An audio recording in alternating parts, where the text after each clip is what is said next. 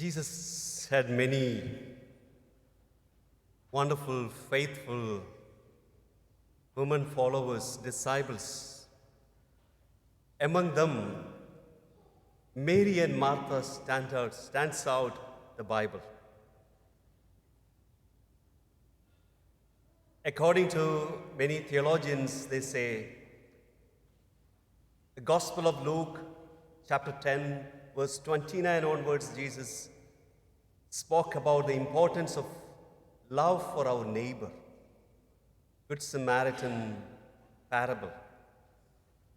After that, 38 onwards, we see the gospel passage today, love for God. And here, so many things we can take it. Always, Word of God has got a many-sided wisdom. One is active and contemplative. These two things we see from the gospel today. And one of my favorite passages, it's very nice. St. Luke says, the city or the village of Martha and Mary. It's not naming, it's no name. But in the Gospel of John, we hear the name of that village is Bethany, 2 miles away from Jerusalem.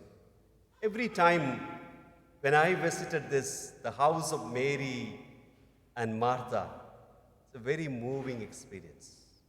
Last time I celebrated Mass there, after I became a priest, it was very moving. The house of hospitality where Jesus experienced a lot of love and they experience His love.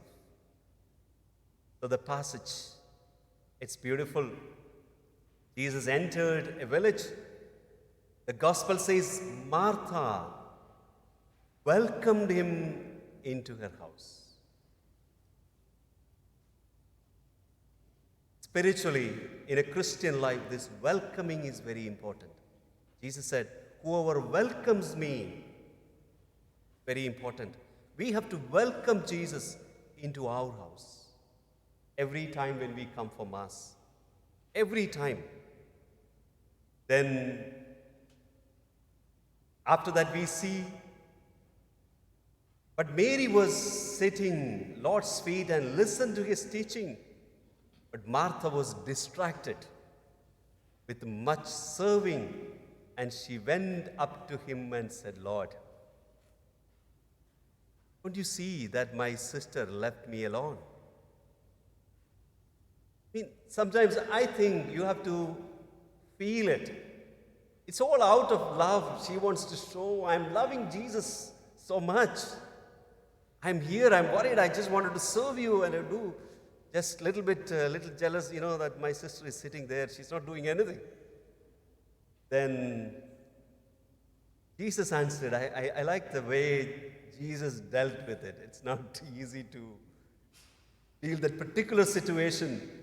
How Jesus did. And she went up to Him and said, Lord, do you not care that my sister has left me to serve alone? Tell her then to help me. That was her request. Tell her. But the Lord answered. Jesus was not answering, hey, Mary, why don't you go and help? But Jesus was beautifully answering this.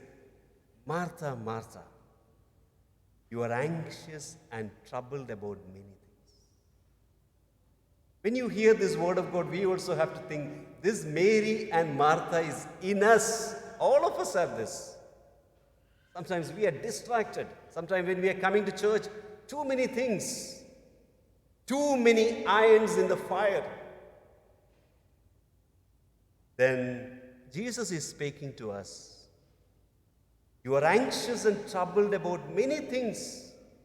But one thing is necessary. Mary has chosen the good portion, which will not be taken away from her. What is the message? What Jesus is trying to say? Active and contemplative. as long as we are living in this world. We have to have this balance. In other words, as long as we are living in this world, you have to, as a mother, you have to do a lot of work, a lot of things. But at the same time, we should never separate listening, hearing what Jesus is speaking to us. Prayer is the most important thing. And always we have to have that.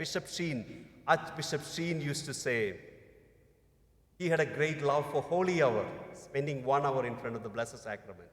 And he used to say, if you are not busy, spend 1 hour in front of the Blessed Sacrament and pray.